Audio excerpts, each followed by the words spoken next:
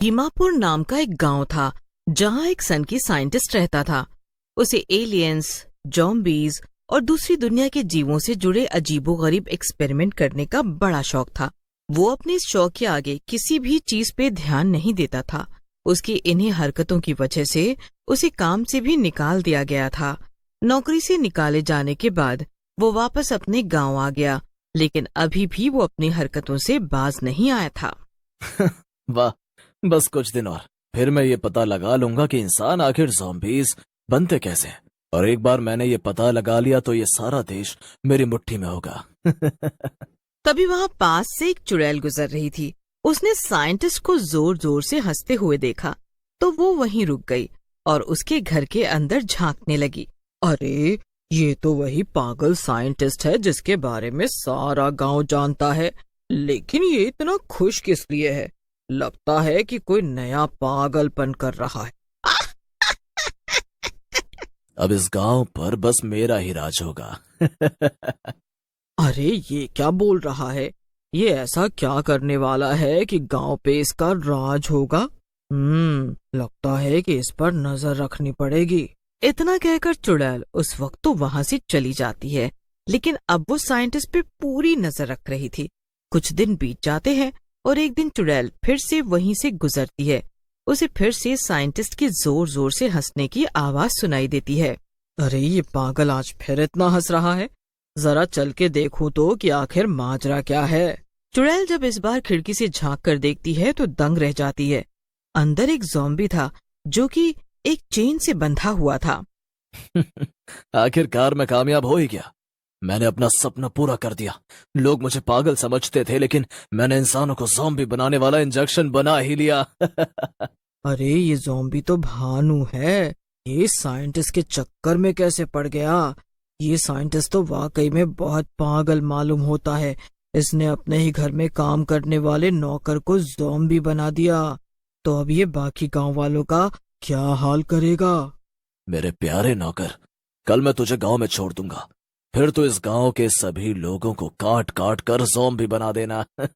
फिर देश विदेश तक मेरे चर्चे हो जाएंगे कि कैसे मैंने एक पूरे गांव में ज़ॉम्बियों की फौज खड़ी कर दी है।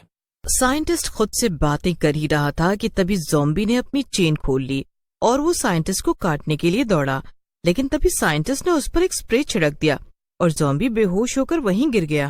अरे अरे मेरे प्यारे ज़ॉम्बी, लगता है कि तू हमला करने के लिए काफी बेचैन है। कल तक का इंतजार कर, कल तुझे हमला करने के लिए कई लोग मिलेंगे। इतना कहकर साइंटिस्ट ज़ॉम्बी को वहीं पर वापस बांधकर सोने चला गया। वहीं चुड़ैल ये सब देखकर काफी हैरान थी। अरे नहीं, इस पागल साइंटिस्ट ने तो सचमुच में ज़ॉम्बी बना लिया है।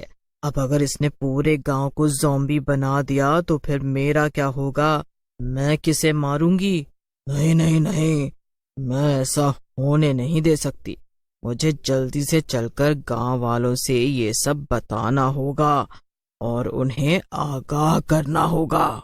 चुड़ैल जल्दी जल्दी गांव वालों के पास जाती है, लेकिन इतनी रात को उसे आता देखकर सभी गांव वाले डर जाते हैं और यहाँ वहाँ भागने लगते हैं।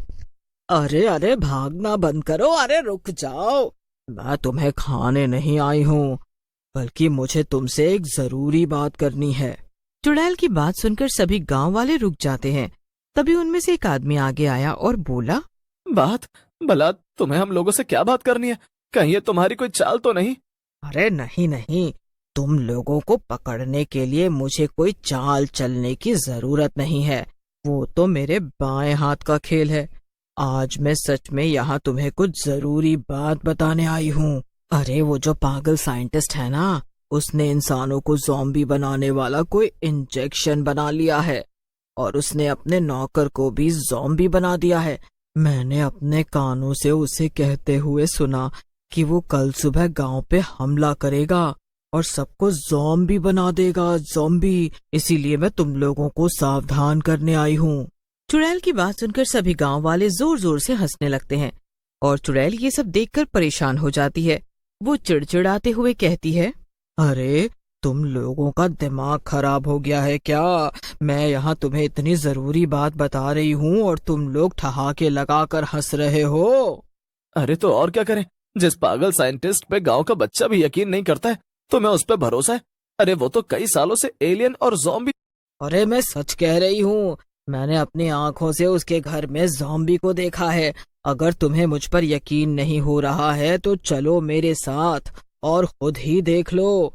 मुझे तो लगता है कि ये इसकी कोई चाल है, ये हमें अकेले में ले जाकर मारना चाहती है। कोई भी इसकी बातों पर भरोसा मत करना। वाकई में तुम लोग सच में बहुत बेवकूफ हो। ठीक है, मुझे भी क्या लेना देना तुम लोगों से। जाओ, जो करना है करो, पर कल जब वो ज़ॉम्बी तुम लोगों पे हमला करेगा ना, तो अपने आप अकल ठिकाने आ जाएगी। फिर मत आना मेरे पास रोते हुए। चुड़ैल गुस्से में वहां से चली जाती है। अगले दिन वही होता है जो कि चुड़ैल ने कहा था। साइंटिस्ट अपने ज़ॉम्बी को गांव में छोड़ देता है और उसे देखकर पूरे गांव में हाहाकार मच जाता है। वो ज़ॉम्बी जिस भी आदमी या औरत को काट रहा था, वो भी ज़ॉम्बी में बदल जा रहा था। अरे ये सब क्या हो रहा है? इसका मतलब कि वो चुड़ैल सही कह रही थी। उस पागल साइंटिस्ट ने सच में अपने नौकर को ज़ॉम्बी बना दिया और हम सबको भी बनाना चाहता है। अब क्या करें? ऐसे तो पूरा गांव ज़ॉम्बी बन जाएगा। हमें कुछ ना कुछ तो करना ही होगा, इस सबको रोकना ही होगा। चलो उसी चुड़ैल के पास चलते हैं, उसने हमें ज़ॉम्बी के बारे में सावधान किया था। हो सकता है कि उसे ये भी पता हो कि इस सबको कैसे रोका जा सकता है। हाँ, ये तुमने ठीक कहा। चलो किसी तरह यहाँ से बचकर भागते हैं और चुड़ैल के पास चलते हैं। हर तरफ ज़ॉम्बी फैले हुए थे और लोगों को काट रहे थे। दोनों आदमी किसी तरह बचते बचाते हुए चुड़ैल के पास जा पहुंचे। आ गए। तुम लोगों ने तो कहा था कि तुम्हें मुझ पे भरोसा नहीं है और तुम्हें मेरी मदद तो बिल्कुल भी नहीं चाहिए। तो अब क्या हुआ? हाँ, हम लोगों से गलती हो गई, हमें माफ कर दो। तुम तो सब कुछ जानती हो, पूरे गांव में हाहाकार मचा हुआ है, हमारी मदद करो।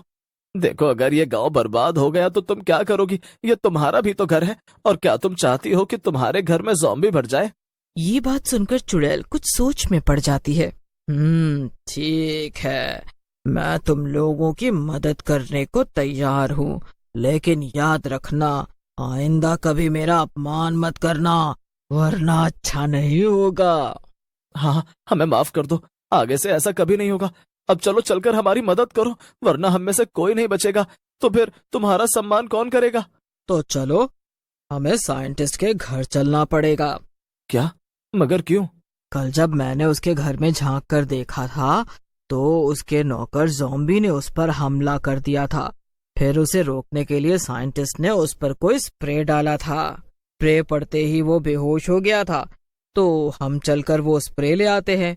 फिर हम उसे सभी ज़ॉम्बीज के ऊपर छिड़क देंगे, इससे सभी ज़ॉम्बीज बेहोश हो जाएंगे।